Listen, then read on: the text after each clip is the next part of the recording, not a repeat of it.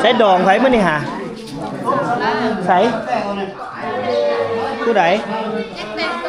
แต่งโตยังแต่งโตอยู่โอ้ยอยู่บ่ทันซ้ำเนาะจักโมงมัดแขนหา1 โมง 2 โมงพุ่นบ่ว้ากินเลยเอาให้กินเลยเด้อกิน2บ้อนล่ะเอาพี่น้องเอ้ยอันนี้ก็คือฮีทคองเนาะเพื่อการเตรียมงานดองเฮ็ดลักษณะแบบพัดสู้เนาะพัดสู้นี่ก็ที่เป็นลักษณะแบบว่าเพิ่นยังบ่ทันได้แต่งเอาเมื่อเฮือนทางเจ้าบ่าวเนาะก็แบบว่าเจ้าบ่าวยังบ่ทันได้พร้อมว่าเรื่องเงินว่าเรื่องจ่ายค่าฮีทค่าคองอีหยังต่างๆฮะเพิ่นก็จะมาเฮ็ดฮีทพัดสู้เนาะบางบ่อนก็จะมีหมูตัวนึงใกล้3-4 ตัวบ่ซี่นะแล้วก็เบียร์ 4-5 ลังสำนี้ก็แล้วฮีทละอยู่ฝั่งลาวเฮาด้วยความเรียบง่ายเนาะเอาเลยเส้นแซ่บเอา2ผ้าแล้วซั่นน่ะยังบ่ทันเห็นเจ้าบ่าวเจ้าสาวเลยจักอยู่สิใดจักโมงมัดแขนน่ะ2 โมงเอาพี่น้องนี่ก็คือฮีทคองอยู่นี่เนาะก็ผู้ใดอยากได้เมียอยู่ฝั่งลาวที่ว่าบ่มีเงินแต่งก็พัดสู้เอาพี่น้องพัดสู้เอาเด้อ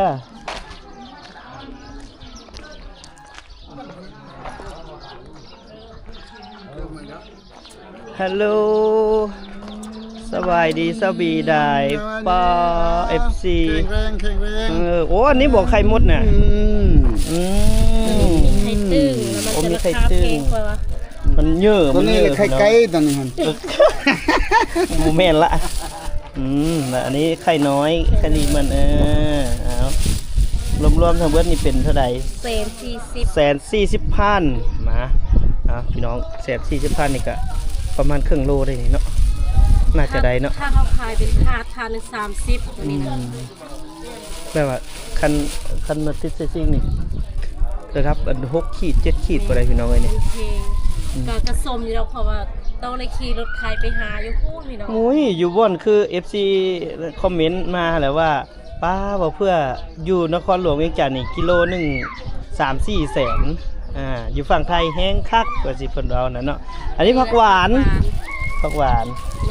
น้องซื้อบ่ไปถ้าแขกน้ำกันไว้นี่ก็ยังไปอยู่แต่มันสวยแล้วอีกแล้วมีเงินอ่ะมันสวยแล้วก็คันว่าเครื่องเบิดก็ไปซื้อได้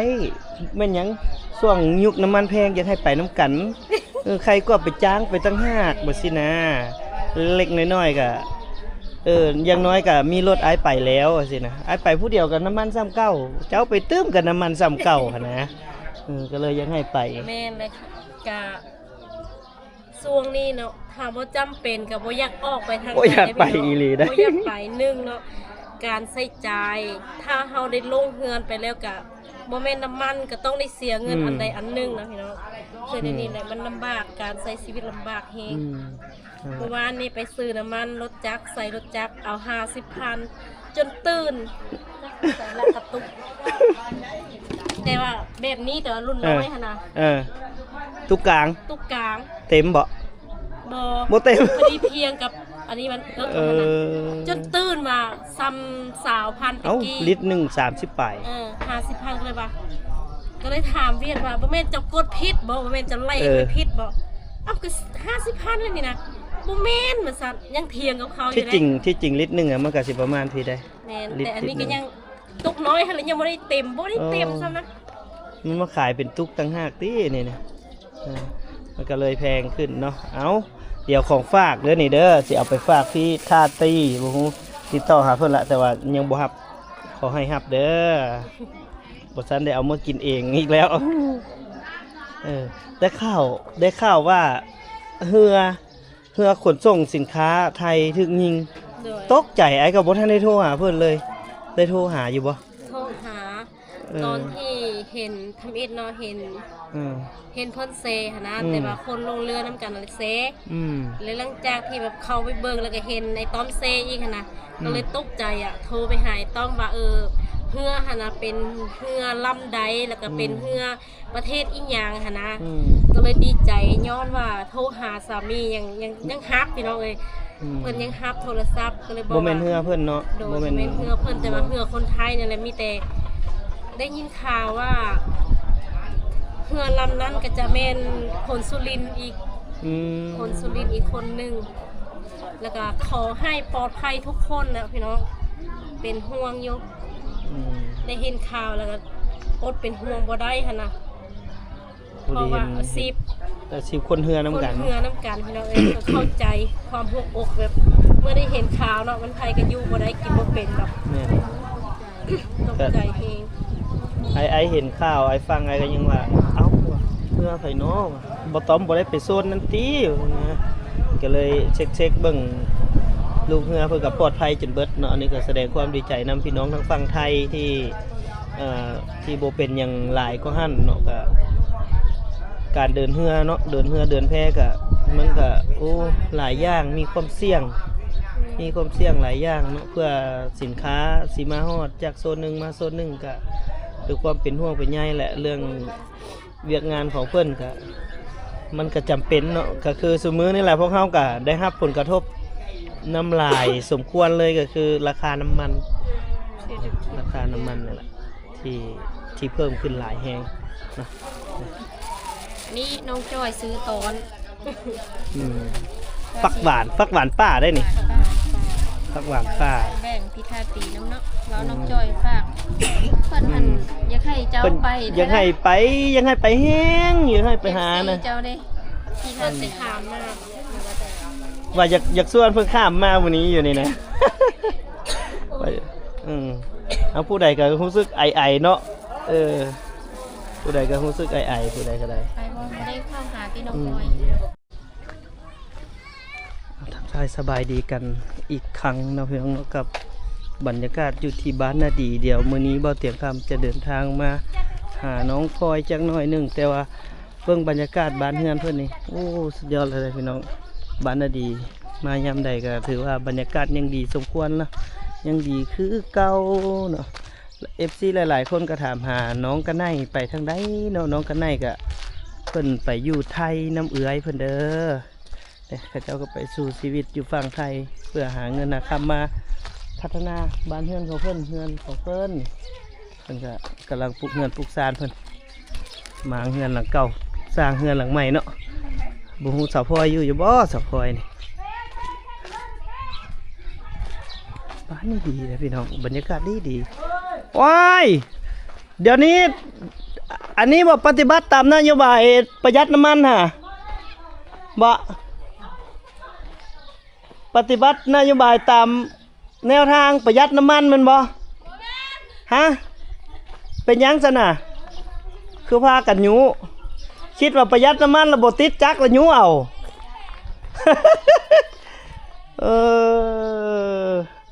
คิดว่าประหยัดน้ำมันแล้วก็บ่ต้องติดแล้วก็ยูเอามาจะใส่ได้หลายบ่ได้เดี๋ยวเบิ่งไอ้เบิ่งหน่อยดูไอ้ก็สบายดีไอ้ก็หาซื้อไข่มดอยู่ถอดก่อนซะถอดก่อนดูได้ที่ค้าเอาขาย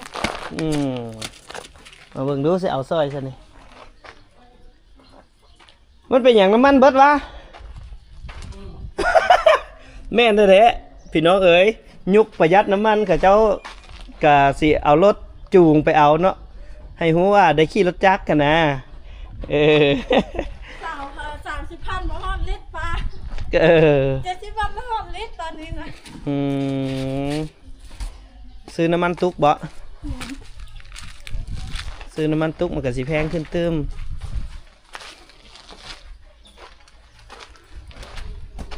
น้องดาวไปแย่จะใส่บ้านนกอกคนเลยมาหาป้าต้องไปนกอกคนน่ะมาหาไส้มื้อนี้นะมาหาไส้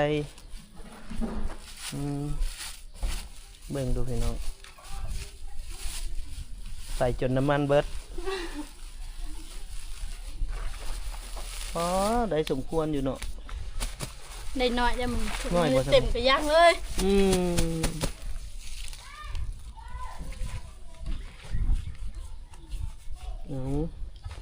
วันนี้ก็แม่นมันก็สิได้เขย่าแล้ววันนี้ฮะ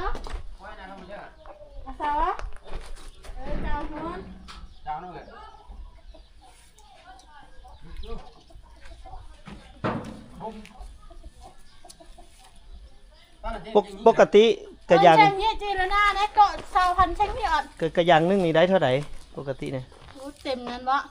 แล้ว3-4พุ่นเลย 3-4 แสนเนาะ3-4กระยังเนาะ 3-4 แสนพุ่นเลย 3-4 แสน แม่น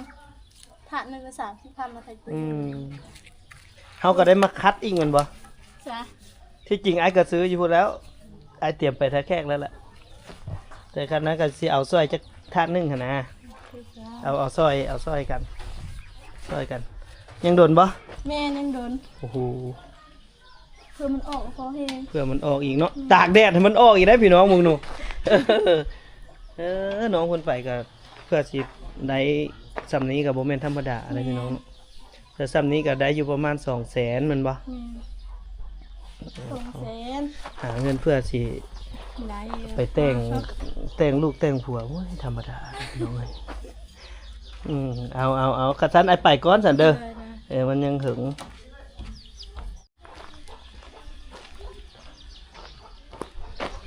สะพอยไปใส่ล่ะ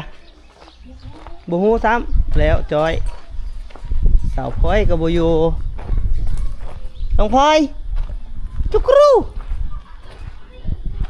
บ่อยู่อ่ะฮะโอ้บรรยากาศขนาดเลยพักผ่อนทางใดก็ได้บ่อยู่ครับน้องพลอยบ่อยู่ครับว่าสิมาหาเลาะซื้อไข่มดดำมดแดงทางนี้ก็เจ้าขายไม่ยังอ่ะนะน้องไม้อ่ะเสร็จปุ๊บแล้วโอ้ยลูกสาวในบ้านปุ๊บอีกแล้วผู้ไปบ้านใดลูกสาวในบ้านปุ๊บตลอดโอ้มึงหนุ่มไผผู้ดีแก่งเลยได้นี่ได้เอาไปขายอีกเหรอนี่ก็ดี บ่แลไปกิน เอาไปขายเนี่ยเลยเนาะเรือกินจังขายขั้นบุเรือกินกับสิแกงใส่ไข่มดอีกบ่ไข่มดก็ได้ไปหาไก่เนาะน้ำมันผัดแพงขึ้นขายไข่มดบางเทื่อบ่พอซื้อน้ำมันไปสิบ่เป็นแล้วได้นี่ ซ้ำนี่พุ่นมา เด็กเขาเจ้าก็หากันมาน้องดาวก็หากันมาเมื่อกี้นี้เพิ่นว่าไปเติมน้ำมันเท่าไหร่ก็มาได้จูงมา หนูลิตร1 30ปลายแล้วเนาะ30ปลายบัดนี้อยู่ในปั๊มบ่มีเพิ่นได้ซื้อน้ำมันกระตุกซื้อน้ำมันกระตุกก็แพงขึ้นเลย ตุกก็50ก็บ่พอ แม่นแหละเบิ่งดูโอ้ดีแก่งเลยสามีน่ะพี่น้องน้อหยังก็อันฮะ เราไม่กระซะ เอาอยู่ผาพุ่นเหรอ ขึ้นกวนเตยพุ่นเลย กวนเตยพี่ผมแม่นไกลๆได้พี่น้องเอ้ยนี่แหละส่วนใหญ่ก็เจ้าก็สิไปหาอยู่หากินตามนี้แหละ ตามป่าตามภูเขามาก็คันว่ามันได้ลายๆเนี่ยก็พอได้ขายย่ำฝนเนาะสลายเนาะจังได้ขายหน่อไม้อันยับเพิ่นว่ามีบ่งวัดยานเฮาแล้วละขายหน่อไม้อย่างก็หน่อไม้ไผ่เนาะสลายเนาะยามหน่อไม้ไผ่จังได้ขายขนอนี่ก็พ่อจะได้แกงไปเอาแหนงน้อยๆฮักแซ่บได้พี่น้องหาก็สิยากหลายเติบอยู่เพื่อสิได้แกงแม่นก็ยากสุดแกงใส่ปลาข้อปลาดุกแซ่บครับพี่น้องเอ้ยไปพี่น้องอันนี้แหละสีสันของน้องๆอยู่บ้านป่าบ้านดงก็สิประมาณนี้เนาะเอ้าไอ้ละเมื่อยตาหาเลยนี่นะโอ้ยมาแล้วสาวพลอยมาแล้วอ่ะกลับมาอีกหน่อยนี่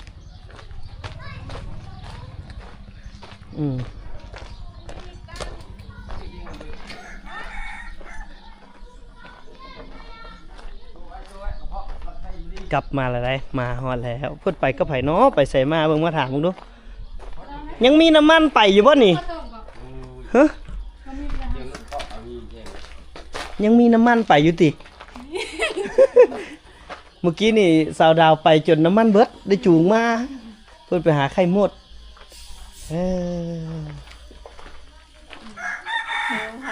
สารพระภูมิโอ้เติมน้ำแดงแล้วแม่นหายเมื่อยแล้วนั่นวะ มาแต่ใส่น้องพลอยมาเอาเครื่อง สบายดี เอาเครื่องเครื่องฝากอนุสิทธิ์บ่ แม่น ฝากขนส่งสั่งเครื่องออนไลน์ เป็นได้น้ำมันอยู่ปั๊มยังอยู่บ่ ยัง ยังอยู่เนาะพอได้เติมได้ไปได้มาอยู่เนาะมือใดสิไปซื้อเครื่องอยู่ท่าแขก แม่ว่าเบิดเดือนนี้บอกว่าเป็นไง เดือนนี้เดือนหยังแล้วนะเดือน6นี่เป็นเดือนลาวบ่ล่ะไล่เดือน6เดือนลาวอ่ะ เด้อ ก็ได้พวกนี้ บ่แม่นเดือน6สากลไหนเดือน6สากลบ่แม่นเข้าพรรษาแล้วบ่ มันจะแม่นดิ ฮู้กันมีแต่ฮอดพุ่นแล้วจังโทรบอกอ้ายคันว่าสิไปซื้อเครื่องอยู่ตะแขกเด้ออ้ายสิมาพาไปบ่ยากดอกไปซื้อให้เต็มรถอ้ายมารถมันจังคุ้มกับค่าน้ำมัน ส่วนหลายเขาเจ้าไปซื้อหยังมาเกี่ยมดองอยู่ตะแขก หนึ่งเครื่องสำหรับสมาแล้วก็มีของกินนั่นแหละเป็นประเภทอันข้าวปุ้นอีหยัง ต้องได้ไปซื้อตะแขกเลยเนาะ แม่น ก็เขาคิดว่ามีแต่งัวแบบงัวก็จะเอางัวมาแต่งอย่างไรแล้วบ่แม่นเนาะเขาต้องได้ซื้อเพิ่มก็คือพวกข้าวปุ้นพวกน้ำปูน้ำปลาเมียงต่างๆมันบ่เผ็ดเกลือปรุงนัวประมาณนั้น ครบหาหน่อไม้มาแกงบ่ได้บ่แกงหน่อไม้เลี้ยงแขกเอา เขาเจ้าบ่กินนะ จักเลยเราบ่เคย เท่าไหร่เขาเจ้าจะเฮ็ดลาบงัวแม่นบ่ แม่น ลาบงัวข้าวปุ้นเป็นลักก็เท่านั้นให้ข้าวดองเพิ่นเว้าแหละฮะเรียบร้อยละโอ้ยบ่ฮู้ซ้ำนี่เนาะ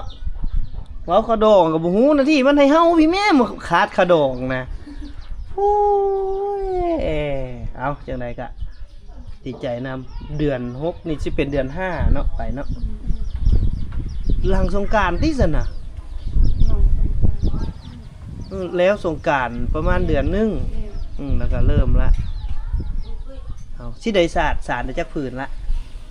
ฮะ สารว่างาม 30สารเองอยู่บ่ น้องไว้สารเท่าสาร ให้ไม่เท่าสารให้เพิ่นเลยผู้ปกตินี่ก็เจ้าต้องให้อันว่าที่ลูกไผได้พี่น้องเป็นผู้สารว่าสุมาญ่าประมาณนั้นแต่อันนี้คือใส่ผู้ใหญ่ไปเลยก็ดีคือกันเนาะแนวเพิ่นน่ะเฮ็ดดีเฮ็ดพร้อมเจ้าเฮ็ดเองเด้อว่าสิ น้องพลอยพี่น้องก็ดีใจนํน้องเพิ่นแต่ก็ยังบ่มีปัญหาเด้อพี่น้องแล้วยังมาถ่ายคลิปน้องได้คือเก่าก็สิไซน้องไปบ่ไปละหาหน่อไม้เถอะลาบละคลิปเก่ายังลงบ่เบิดอยู่หาหน่อไม้เจ็บตีนเป็นเดือนโพดพาไปดึกดื้นโพดดึกไก่โพดเว้ยแต่ที่จริงแล้วก็น้องก็ไปนั่นว่าไกลแล้วเนาะ แม่น ว่าไกลอะไรพี่น้อย FC ยังถามอยู่เอ้าหน้าดีฝนยังตกอยู่ว่ายังดำหน้า ลงคลิปย้อนหลังลงคลิปย้อนหลังที่จริงอะคลิปนั้นน่ะตั้งใจว่าสิถ่ายให้น้องพลอยแต่ว่าน้องพลอยบ่ได้อันน่ะเคลื่อนไหวช่องเพิ่นแล้วล่ะพี่น้อยเพิ่นก็จะอยู่แบบโดดเดี่ยวบ่เฮ็ดซื่อละช่วงนี้เนาะขออยู่เงียบๆไปก่อนมื้อใดที่ต้องการจะเฮ็ดซื่อก็จังเริ่มใหม่บ่เป็นหยังดอกเริ่มตัวใหม่ไปเลยก็ขอขอบใจ FC ที่สนับสนุนน้องเพิ่นเนาะบ่ว่าจะผู้บ่เตียงกับบ่จื้อแล้วแหละว่าผู้ที่ซื้อโทรศัพท์ให้น้องเพิ่นนั้นแม่นไผเนาะอันนี้ก็ต้องขอโทษ หลายๆแต่ก็แสดงความดีใจขอบบุญขอบคุณคือเก่าหั่นแหละเนาะ โดย ที่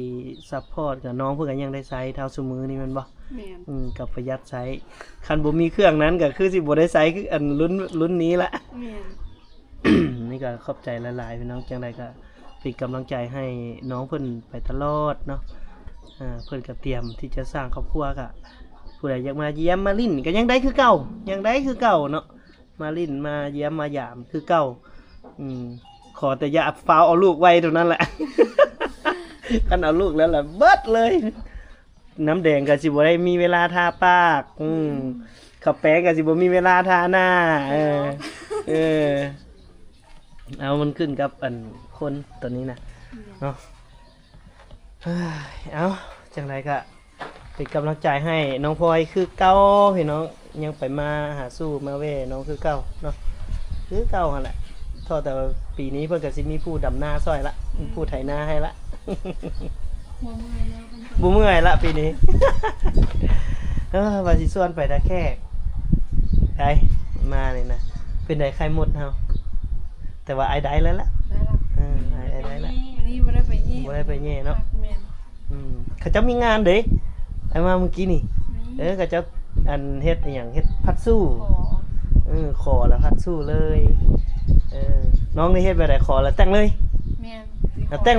แสดงว่าขั้นแต่งนี่ต้องได้ไปอยู่เฮือนเขาเจ้าได้บัดนี้เอ้าเขาเจ้าแต่งแล้วเขาจะต้องเอาไปอยู่เฮือนเขาเจ้าได้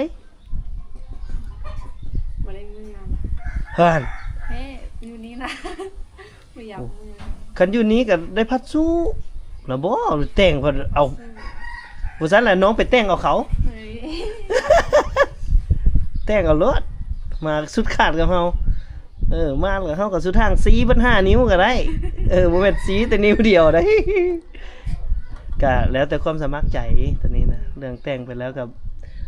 ทั้งสู้ทั้งแต่งอีหยังก็แล้วแต่ละพี่น้องก็แล้วแต่ความสมัครใจของฝ่ายหญิงฝ่ายชายขอแต่ให้ตกลงกันก่อนร่วมกันแล้วบ่ ลงเรียบร้อย ว่ามารับใช้แท้เฮา บริษัทกับใครบริษัทเราได้ไปพุ่นแหละไปกับบ่ไก่ดอกอยู่ไกลๆนี่แหละเอาถ้าลุ้นเด้อพี่น้องเดือน6ลาวก็สิประมาณเดือน4เดือน5สากลมาลุ้นน้ำกันว่าสิเป็นผู้บ่าวลาวหรือผู้บ่าวไทยมาขอเพิ่นมาจัดงานแต่งเพิ่นเอ้าเดี๋ยวจังมาลุ้นกันผู้ใดจะฝากซองก็ฝากมาได้เด้อฝากมาFC น้องพลอยกับฝากมาทางเบาเตียงก็ได้ฝากมาจาก1,000ก็ได้100ก็ได้10,000ก็ได้แล้วแต่มาแสดงความยินดีกับน้องเพิ่นเด้อแสดงความดีใจนำเอาไอ้ฝากกันเด้อวันนี้เด้อขอให้โชคดีบ่มีหนี้ แล้วจังส่วนอดีตคนแอบหักมากินดอง สิว่าผู้บ่าวก็บ่ได้ลงกันพี่น้องก็เลยเอาแบบลักษณะแบบคนที่เคยแอบหักน้องพลอยมาให้มันครบเลยในมือนั้นอกหักเป็นแถว แต่ก็มันก็สายแนนมันก็มีแต่ต้นอย่างนั่นแหละสายแนนเนาะสิเอาลายสายแนนมาอยู่นำกันมันก็บ่เป็นมันก็ต้องได้เลือกกันนะผู้บ่าวหลายก็ตามก็ต้องได้เลือกเดี๋ยวสิพาบ่าวซุกบ่าวมุกจากบ่าวอย่างต่อบ่าวอย่างเป็นสิส่วนมาให้มันหมดเลย เรื่องใหญ่แน่นอนบัดนี้เอาไปก่อนเด้อบัดนี้เด้อโอเคบ๊ายบายไปก่อนนะขอบใจน้องพลอยพุ่นน่ะมื้อนี้บ่ได้ไปแย่ไข่หมดไปเดี๋ยวเฮาไปท่าแขกต่อได้พี่น้องบัดนี้ก็ได้เจอน้องเพิ่นละเนาะก็แจ้งข่าวดียังเป็นทางการในเดือน5บ่เตียก็อาจจะได้มาเป็นเจ้าภาพนำน้องเพิ่นก็สิได้มาเป็นผู้รักผู้ใหญ่อีกคนหนึ่งซอยน้องเพิ่นเนาะในงานแต่งงานดองแต่ว่าการสู้ขอนี่ก็เพิ่นก็เฮ็ดไปเป็นที่เรียบร้อยละเนาะก็นัด